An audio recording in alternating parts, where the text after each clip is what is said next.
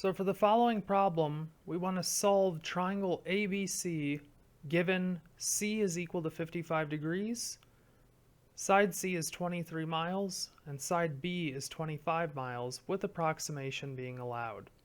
So we'll quickly go ahead and get a sketch of a triangle here.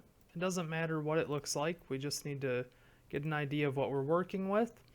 We'll call this angle B, angle A, and then angle C.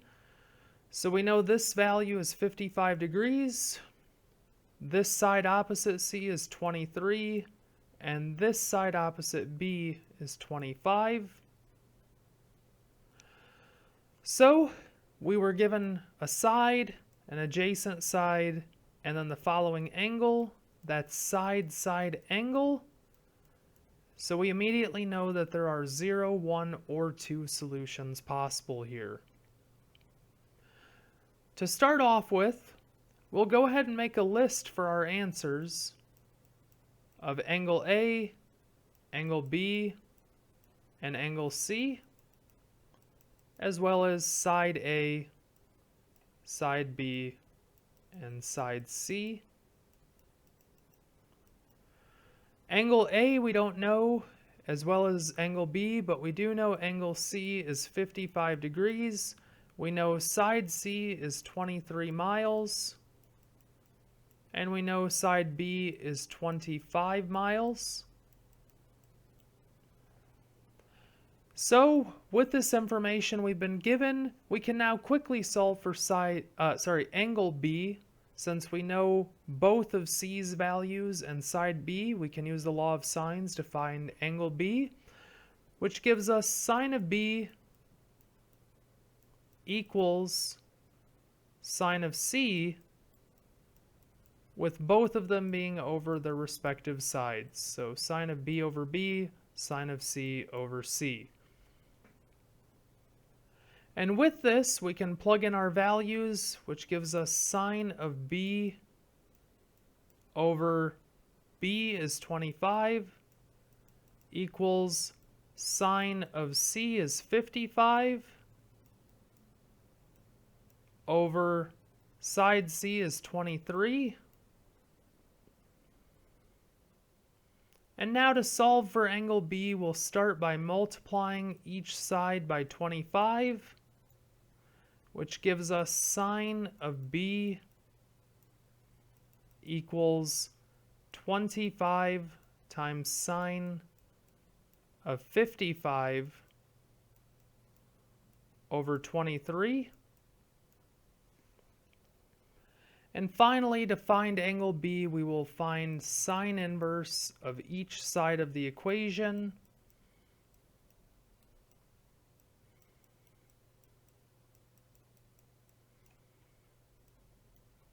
Which gives us B equals, and at this point we'll have to plug it into our calculator, and when we do, it'll give us 62.9214 degrees. So we can go ahead and plug that value in really quick to our solution, 62.9214 degrees. Everything looks like it's going to be working out so far. But there is one very important thing to note here. Remember that sine. We use sine to solve for this angle B. Sine has two possible solutions. In quadrant 1 and in quadrant 2, we could have had this positive value, 25 times sine of 55 degrees all over 23. Because if you think about it, there are angles in quadrant 2 that are very large but still allow room for two other angles to be in our triangle. For instance, we could say there's an angle of 170 in our triangle, and then an angle of 3 and an angle of 7. This all adds up to 180 degrees. So this would work out perfectly fine. We don't just need to look at quadrant 1. This only happens with side-side angle, however. So when you have side-side angle, you have to check, could the angle in quadrant 2 also work out for this solution? Will it fit all three angles within 180 degrees for a standard triangle? So we have to check. We have to check the reference angle in quadrant 2. So we take 180 degrees and we subtract the 62.9214 degrees, which ends up giving us 117.0786 degrees. And now we have to check, could this be a second answer? Would it fit? So if we take this value and add it to 55 degrees, and then we subtract this result from 180, this would give us our missing angle A in the second triangle. So notice all three angles add up to 180. So we're taking 180, we're subtracting angle B, we're subtracting angle C, which would just leave us with angle A left over. So could this result leave room for an angle A? And it just so happens that when we do this, angle A would be equal to 7.9214 degrees. This may be a very small angle, but it does exist, which means there are two solutions to this problem. So we're going to need a little bit more room for this problem.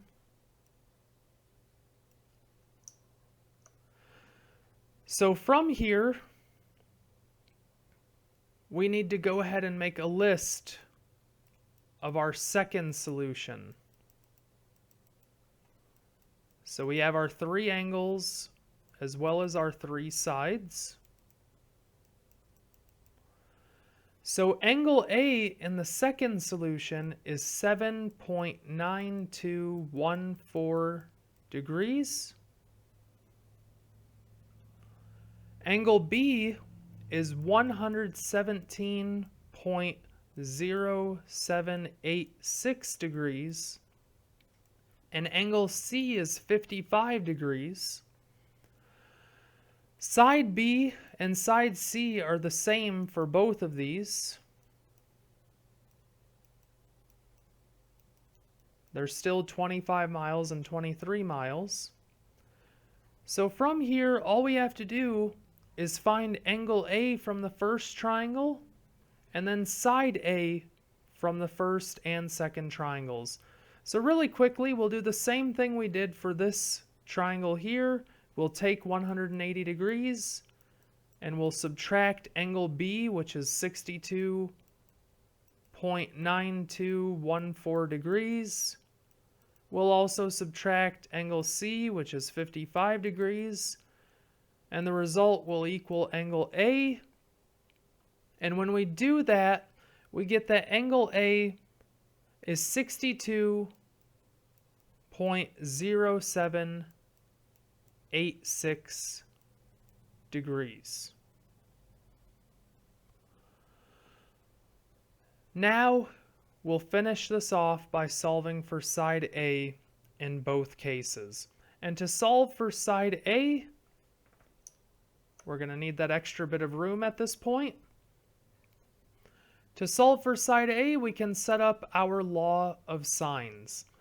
Now, unfortunately, with these problems, we will have to introduce rounding error. There's no other way around it. We can't use the Pythagorean theorem because these are not right triangles. So we just have to accept that there will be rounding error. If you wanted to be very, very careful about this, then instead of using these rounded answers, you can use the value that your calculator gave you for each of them. But for all intents and purposes, I am perfectly okay with you just using this in examples like this where you have no other choice but to use this information. There's no way to solve it with the given information, so we have to introduce rounding error. Otherwise, we have to go about it with a much more complicated method. So with that in mind, let's go ahead and set up a over sine of a we set as 62.0786 degrees is equal to, we want to use the given information as much as we can, so we'll use c, which is 23, over sine of c is 55 degrees. To solve for a, we'll multiply each side of the equation by sine of 62.0786 degrees, which gives us a equals 23 times sine of 62.0786 degrees divided by sine of 55 degrees. And if we were to plug that into our calculators, which we can go ahead and do really quick off to the side here, we have 62.0786 degrees. We're taking sine of that, and we're dividing that result by sine of 55 degrees. And then we're multiplying that entire result by 23. And when we do, we get 24.8093.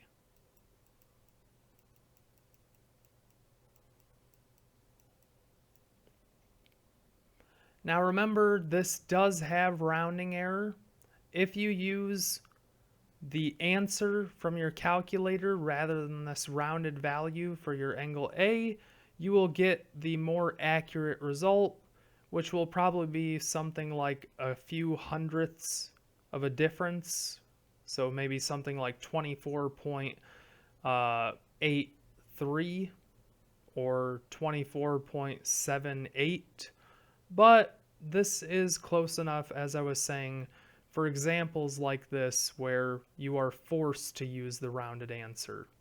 If you're ever forced to use it, then I'm okay with rounding error. So we get A is 24.8093 miles. And now we're quickly just going to do the same thing for this other side A.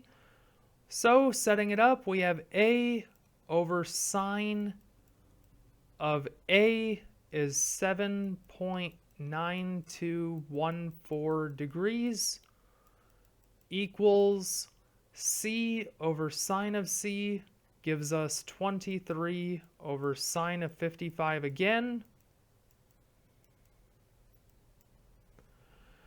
Multiplying each side by the value beneath A, so by sine of 7.9214 degrees gives us A equals 23 sine of 7.9214 degrees over sine of 55 degrees. And when you plug that into your calculator, you will end up getting 3.8695 miles. And both of these are the solutions to the original given information. There are two triangles that satisfy the initial information we were given. I know that this particular problem is not very fun. It's a very long process. It's very lengthy. There's a lot of room for error. But it is definitely something to put a lot of practice into. It is a very important topic, applying the law of sines to non-right triangles. So definitely give this a fair bit of practice.